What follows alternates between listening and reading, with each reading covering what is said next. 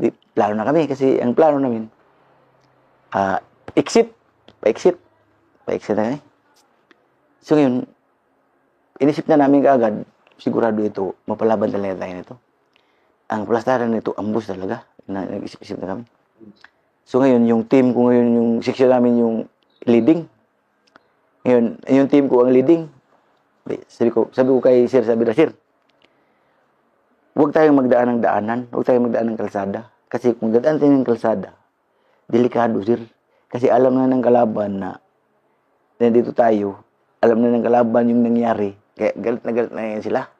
Ngayon, kung magdaan tayo ng kalsada, sigurado, ambusin talaga tayo. Sabi naman ng PIL namin, sige, hindi tayo magdaan ng kalsada. Di move na kami. Ngayon, di move na kami. Titingnan ko, sabi ko sa lead scout, huwag kang pupunta dyan. Huwag kang pakanan. Dito tayo, pakaliwa. Sabi ko, huwag na natin akyatin yung mga high ground na yan kasi mahirapan tayo dyan. Dito tayo sa baba. Pag ganito, pero hindi tayo magdaan ng kalsada. Doon kami. Sa may creek. Creek, ganyan. Akyat konti, balik. Kasi gano'n na naman. Pagdating ng alauna, bigla kami pinahult. Hold mo na. Bakit? Harboring daw. Anong harboring? Alauna pala mag-harboring na. Oo, basta mag-harboring yun sabi. Di, harboring. Basta duyan. Di, lami kayo mo duyan. Puta, nagtaka kami nga.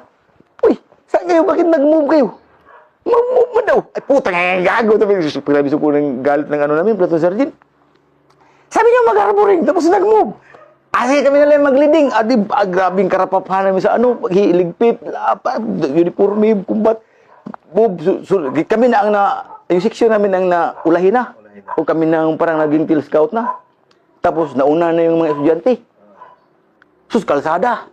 Doon na dumaan sa kalsada kasi ang sabi ni Sir Sabitra, kalsadahin na natin yan, Bok. Marami naman tayo. Sabi gano'n. Siguro sobra kami. Nasa mga 150 kami lahat. 100 plus? 150. Sundan na yung kalsada. Sabi ko, putang ina, alerto kayo ha. Sigurado talaga ito. Iba yung pakiramdam ko. Sabi ko, sigurado ito. Sabi ko, ganyan. Basta, alerto lang. Kaya tayo yung pinaka-last na team. Move na kami. So, maya-maya, tumawag na yung leading. Sir, meron na kaming na-recover na 2 landmines.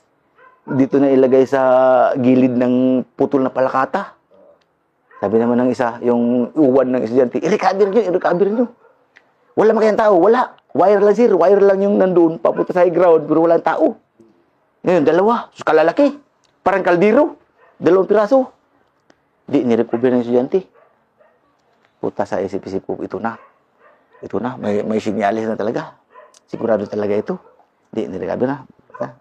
Tuloy pa rin. Move pa rin. Banti. Ngayon, siyempre, yung estudyante, ilang section yun nila, ang dami nila. Tapos kami, ilang section kapatid, 3 section kami. O lagi, 3 section nga kami. Kami yung pinakalas. Di, lakad kami, lakad. Pagdating na siguro ng mga alas 3, merong, laging, yung kargahan ng mga truso. May laging dun. Di, pinara ng mga estudyante. Tapos pinabalik. Nung nakaharap na pabalik na yung laging, hinuhold mo na. Huwag ka munang umalis. Ngayon, dumaan na lahat, estudyante. Pagdaan nung sa amin sa company, kinarga yung mga backpack. Kinarga nila. Di, move na. Yung laging, sama. Tapos nandun yung mga tropa, ganyan. Laging. Pero yung sakay ng laging, ano pala yun, yung spotter ng mga kalaban ba? Spotter ng mga kalaban. Tinitingnan kung saan na yung mga sundalo. Yun yung pre. Kasi namumutla na yung tao eh. Namumutla siya. Gusto na niyang tumalon, pero hindi siya makatalon. Kasi dami na yung tropa. Kasi alam niya na nandun talaga yung kalaban na mag-ambus. Alam talaga niya kaya gusto na niyang tumalon. Pati yung driver, gusto na talaga yung magtalon yung driver. Kasi, alam na nga nila na na nandun talaga yung kalaban. Sige, lakad pa rin. Ngayon, tumawag na naman. Mayroong motor na habal-habal. May dalang isang balding pansit. Tapos isang sakong puso. Nahuli ba? Ano yan? Puso, sir. Sino yung kakain yan? ihatid doon nila doon, sir. Mayroon doon silang paghatiran na ano. Puta, yun pala yun. Yun yung pagkain ng kalaban na nagkandak ambus. Pero nahuli na. Nahuli na siya. Puta, ang dami, isang sakong puso. Yung puso talaga. Tapos isang balding pansit. Ang dami, kasarap pa naman na pagkapansit. Tipsi, pinabalik. Balik ka doon. Huwag kang magtuloy. Di, pinabalik. Diretso yung estudyante. Yung pala yung, yung kalaban, pinalagpas lang pala nila yung estudyante ba? Pinalagpas nila yung estudyante kasi ang purpose ng kalaban, kami yung titirahin nila. Kami yung huli ba? Ngayon, hindi mo sila basta-basta makatira kaya nandun mo yung lagging, yung truck gani, yung karga ng truso. Pero wala pa yung karga ng truso. May mga sibilyan. Kaya doon. Junction. Junction na, pag ganyan. Dito kami, may pag ganyan. Nandun pala yung landmines na napasabugin. O, diretso na, ganyan. Pag lagpas talaga sa sasakyanan, sa truck, paglagpas, kalakas. Uy, basta yung isang team namin, was out baga. Oh, pati yung PL namin na matigas ang ulo. Dito. Tapos mga trupa dito. 7 nga. Ay, 8 sila lahat. Pung! Sabay, grabe ito na. Ang hinahanap natin. Sabi ko na nga, ambus na nga. Ay, grabe. Putuka na. Sabi ko sa team, kita yung pinaka-deal scout, delikado tayo dito. Tayo talaga yung paksiwin ng kalaban. Kasi iikot yan dito. Sabi ko ganun. Kasi alam na nila na lumagpas na yung doon. Lumagpas na yung ibang trupa natin. Kaya tayo yung tinira nila kasi tayo yung ipindaw nila. Ala, grabe yung pwistuhan namin. Sige, dito, harapin natin yung likod. Hayaan mo yung putok-putok dyan. Dito tayo. Kasi magmaniubir talaga yan. Sigurado mo. Magmaniubir yan sila. Huwag tayong magpuputok. Dintay na din na maglapit. Sabi ko ganun. Kasi may high ground din sa likod na eh. Tago kami dun. Hindi ka talaga kami nagpaputok. Tapos yung kabila, wala na. Hindi nakapaputok na. Pindown na yung pito eh. Tapos yung estudyante, bumalik. Bumalik yung estudyante. Sila yun ang mga nagmaniubir. Takbuhan yung mga kalaban. Yung mga nag-ambus sa amin, sila pa yung tumakbo. 40 kalaban yung nag-ambus. 40. Kayo, dami. Kami dami. Takbuhan nga sila. Sila Master Tarok yung nag-grass up doon sa yung isang seksyon namin na hindi na, yung lumagpas na isang seksyon, yung hindi na nga wounded. Sila yung umakyat sa high ground. Niras up nila. Takbo yung kalaban.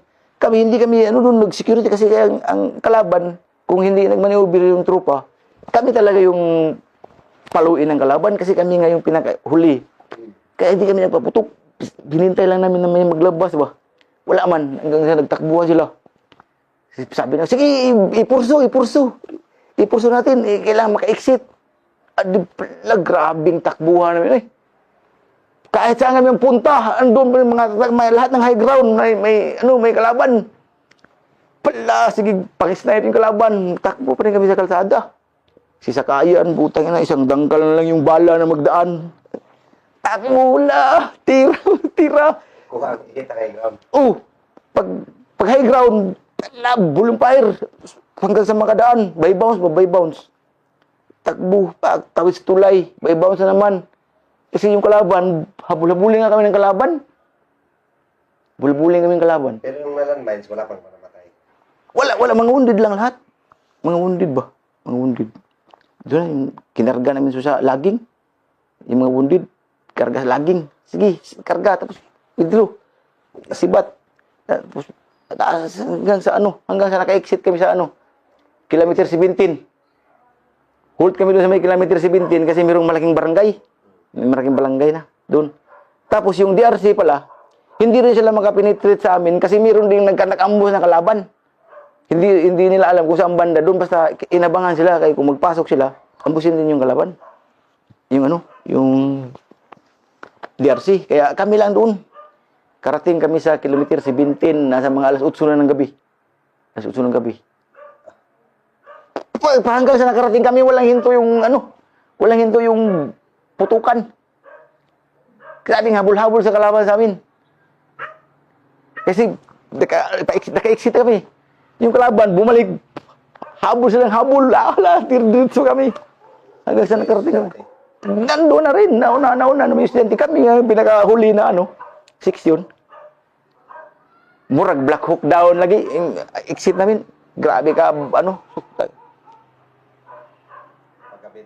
Paggabi, doon na kami, standby. Standby kami doon.